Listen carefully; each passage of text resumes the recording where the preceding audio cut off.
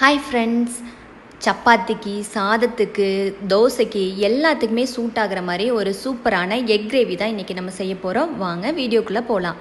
இப்போ வந்துட்டு இது செய்கிறதுக்காக ஒரு பேன் அடுப்பில் வச்சாச்சு. பேன் ஹீட் ஆனதுக்கப்புறம் தேவையான அளவுக்கு, இந்த கிரேவிக்கு தேவையான அளவுக்கு நம்ம கடலெண்ணெய் ஊற்றிக்கலாம். எண்ணெய் காஞ்சதுக்கு அப்புறமா தேவையான இன்க்ரீடியன்ஸை ஒன் பை ஒன்னாக ஆட் பண்ணிக்கலாம். இப்போ தேவையான அளவுக்கு எண்ணெய் ஊற்றியாச்சு. எண்ணெயும் லைட்டாக ஹீட் ஆகிடுச்சு. இந்த டைமில் வந்துட்டு ஒரு பிஞ்ச் அளவுக்கு ஜீரகம் போட்டுக்கலாம். தாளிக்கிறதுக்காக கடுகு போடுறதில்ல, ஜீரகம் போட்டுக்கலாம். போட்டுட்டு பட்டை போட்டுக்கலாம். ஒரு 2 துண்டு பட்டை போட்டாச்சு. அடுத்ததாக ஒரு 3 கிராம்பு போட்டுக்கலாம். கிராம்பு போட்டதுக்கப்புறமா வந்துட்டு 2 ஏலக்காய் போட்டுக்கலாம். எல்லாமே எண்ணெயில் நல்லா ஃப்ரை ஆகிடுச்சு. இப்போ ஒன்று ஒன்றா வெடிக்க ஆரம்பிச்சிருச்சு. இந்த ஸ்டேஜில் வந்துட்டு ஒரு பெரிய சைஸ் பெரிய வெங்காயம் வந்துட்டு பொடி பொடியாக கட் பண்ணி எடுத்து வச்சாச்சு. இப்போ நம்ம இதையும் அதில் போட்டுக்கலாம். ஆனியன் வந்து நல்லா கோல்டன் ப்ரௌன் கலர் ஆகணும். பார்த்தா நம்ம கடைசியாக ஆனியன் நம்ம ஆட் பண்ணிக்கிறோமான்னு நமக்கே டவுட் ஆகிற அளவுக்கு இருக்கணும். அந்த அளவுக்கு நல்லா ஃப்ரை பண்ணிக்கலாம். இப்போ ஆனியன் வெந்துட்டுருக்கட்டும். அந்த டைமில் இதுக்கு தேவையான ஒரு மசாலா ஒன்று அரைச்சி எடுத்துக்கலாம். இதுக்கு வந்துட்டு 2 தக்காளி, ஒரு கைப்பிடி அளவுக்கு மல்லித்தலை, வேணுங்கிறவங்க கூட புதினா கூட போட்டுக்கலாம், பிடிக்கிறவங்க ஃப்ளேவர் பிடிச்சா. நான் போடலை. அடுத்ததாக ஒரே ஒரு பச்சை மிளகாய் போட்டாச்சு. பச்சை மிளகாய் போட்டதுக்கு ஒரு குட்டி துண்டு இஞ்சி, 3 பல்லு பூண்டு, இதை எல்லாத்தையும் நல்லா அரைச்சி எடுத்துக்கலாம். அரைச்சி எடுத்ததுக்கப்புறமா வந்துட்டு இதில் ஆட் பண்ணிக்கலாம். இப்போ வெங்காயம் நல்லா கோல்டன் ப்ரௌன் கலரில் ஆக ஆரம்பிச்சிருச்சு. இந்த ஸ்டேஜில் நம்ம அரைச்சி பேஸ்ட்டையும் இதில் போட்டு ஒரு 2 மினிட்ஸ் நல்லா வணக்கிக்கலாம். இதில் இருக்கிற இன்க்ரீடியன்ட்ஸ் வேஸ்ட் ஆகாமல் இருக்கிறதுக்காக நல்லா மிக்ஸி ஜாரையும் நல்லா கழுவி தண்ணி இதில் ஊற்றிக்கலாம்.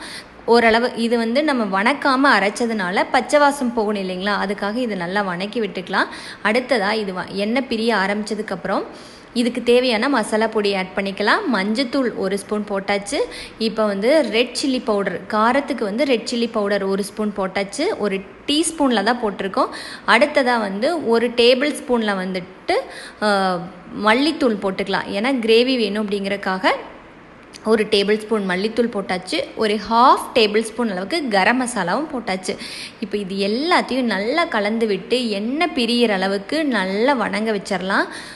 எண்ணெயில் இந்த மசாலாலாம் வேகும் போதே அதோட ஃப்ளேவர் நம்மளுக்கு நல்லா கிடைக்கும். அதோட அரோமா அப்படியே இறங்கிடும். டேஸ்ட் ரொம்ப நல்லாயிருக்கும்.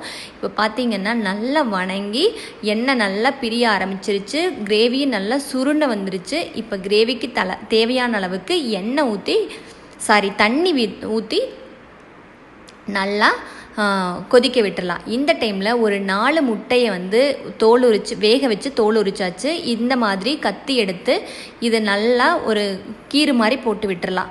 இப்போ கிரேவியும் நல்லா கொதிச்சிருச்சு. இந்த ஸ்டேஜில் முட்டை 4ஐயும் உள்ளே போட்டாச்சு. போட்டுட்டு அதோட லிட்டு போட்டு ஒரு 5 மினிட்ஸ் சிம்மில் மட்டும் வச்சுக்கலாம். அப்போ தான் வந்து அந்த கிரேவி வந்து அந்த ஃப்ளேவர் எல்லாம் முட்டையில் நல்லா இறங்கும்.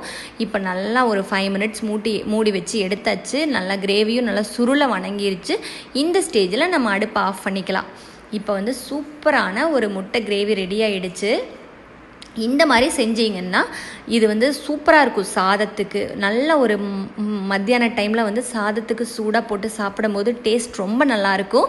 இதுவே வந்து நீங்கள் இட்லி தோசைக்கும் செய்யலாம். கண்டிப்பாக எல்லோரும் ட்ரை பண்ணி பாருங்கள். தேங்க்ஸ் ஃபார் வாட்சிங்.